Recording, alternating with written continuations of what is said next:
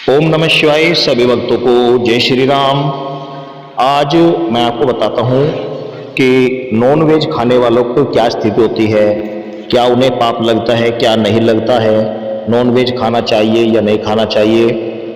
तो आप जरा इस बात पर ध्यान करें और इस वीडियो को अंत तक अवश्य देखें, क्योंकि इस वीडियो में आज जीवन की कुछ महत्वपूर्ण जानकारी मैं आपको बता रहा हूँ। देखो, अपनी मृत्यु और जब अपनों की मृत्यु होती है तो बड़ी डरावनी लगती है। बाकी तो सब इंजॉय हो रहा है, जब अपनी मृत्यु आती है या फिर अपने घर परिवार रिश्तेदारों की मृत्यु आती है तो बड़ी दुखदाई लगती है। तो इसलिए थोड़ा मेरी बात को ध्यान से समझें। अब मौत से लोगों को प्यार नहीं रहा है।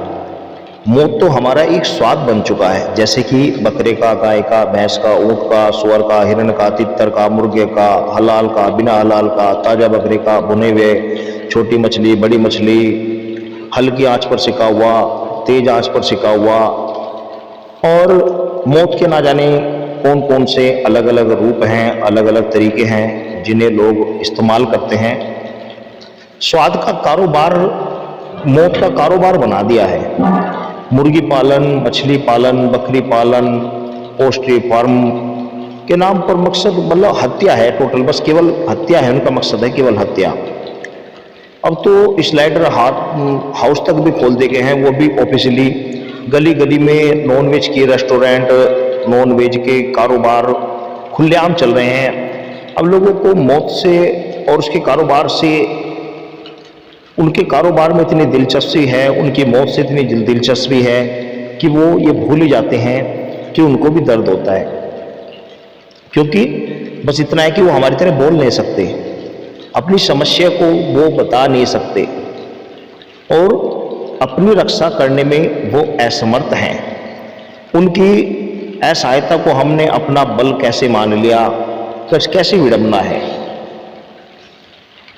डाइनिंग टेबल पर जब हड्डियां नोचते बाप और बच्चे को सीख देते हैं कि बेटा कभी किसी का दिल नहीं दुखाना, किसी की आहें मत लेना, किसी की आंख में तुम्हारी वजह से आंसू नहीं आने चाहिए।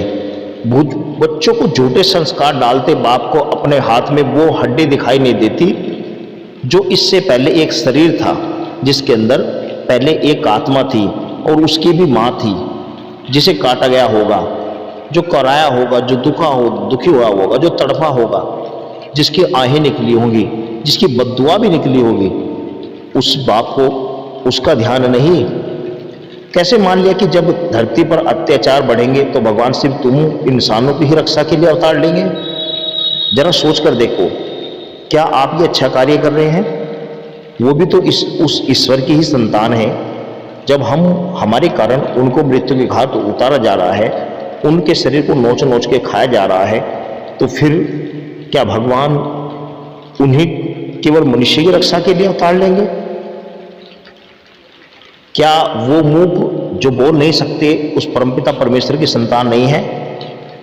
क्या उस ईश्वर को उनकी रक्षा की चिंता नहीं है? धर्म की आड़ में उस परमपिता के नाम पर अपने स्वाद के लिए कभी ईद पर बकरे काटते हैं, तो कभी दुर्गा माँ या भैरव बाबा के सामने बकरे की बलि चढ़ाते हैं। कई तुम अपने स्वाद के लिए मछली का भोग लगाते हो। क्या कभी सोचा है ईश्वर इन स्वाद के पीछे भागता है? आप किसको ठग रहे हो? भगवान को, अल्लाह को, जीसस को, या फिर खुद को? मंगलवार को नॉनवेज नहीं खाना, आज शनिवार है, आज मैं नॉनवेज नहीं खाता, अभी रोजे चल रहे हैं, मैं नॉनवेज नहीं खाता, अभी नवरात्रि चल रहे हैं, मैं नवरात्रों में तो सवाल ही नहीं बनता। ये सिर्फ ढकोसले हैं। वास्तव में आप उन निर्जीवों पर अत्याचार कर रहे हैं, उन बलहीन जीवों पर अत्याचार कर रहे हैं, जिसकी का फल आपको एक न एक दिन अवश्य भुगतना पड़ेगा। आज जिस जीव की आप हड्डियां नोच नोच कर खा रहे हैं, ये सत्य है कि अंत समय के बाद आपको इसी प्रकार नरक कुंड में तपाया जाएगा। इसी प्रकार आपकी भी हड्डियों को चीर चीर कर चील कौवों को खिलाया जाएगा। उस समय आपको अपनी करनी याद आएगी। जिस जीव जंतु को आप मारकर खा रहे हैं, ये मत भूलो कि वह भी उस परमपिता परमेश्वर की अंश है, उस परमपिता परमेश्वर का ही जीव तत्व है। उसको हमें मारने का कोई अधिकार नहीं। संसार में एक से बढ़कर एक खाने की वस्तुएं हैं, तो क्यों किसी का दिल दुखाते हो, क्यों किसी की आत्मा को आप आहत करते हो, क्यों किसी जीव की हत्या कर उसे खाते हो। ये बिल्कुल सर्वथा अनुचित है और बहुत बड़ा पाप है। यदि आप इस पाप को करते हैं तो आपको ईश्वर की भक्ति करने का कोई अधिकार नहीं, आपको ईश्वर की राह पर चलने का कोई अधिकार नहीं, क्योंकि ईश्वर के किसी भी जीव को मारना हमारा अधिकार नहीं है। ईश्वर के किसी भी अंश का विनाश करना हमारा अधिकार नहीं, क्योंकि जब हम किसी को जिला नहीं सकते तो किसी को मारना हमारा अधिकार नहीं है।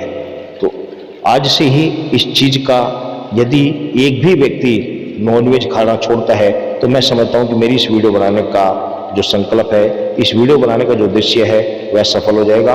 आप सभी से निवेदन है कि इस वीडियो को ज़्यादा से ज़्यादा शेयर करें और इस चैनल पर यदि नए हैं तो चैनल को सब्सक्राइब अवश्य करें। सभी भक्तों को जय श्री राम।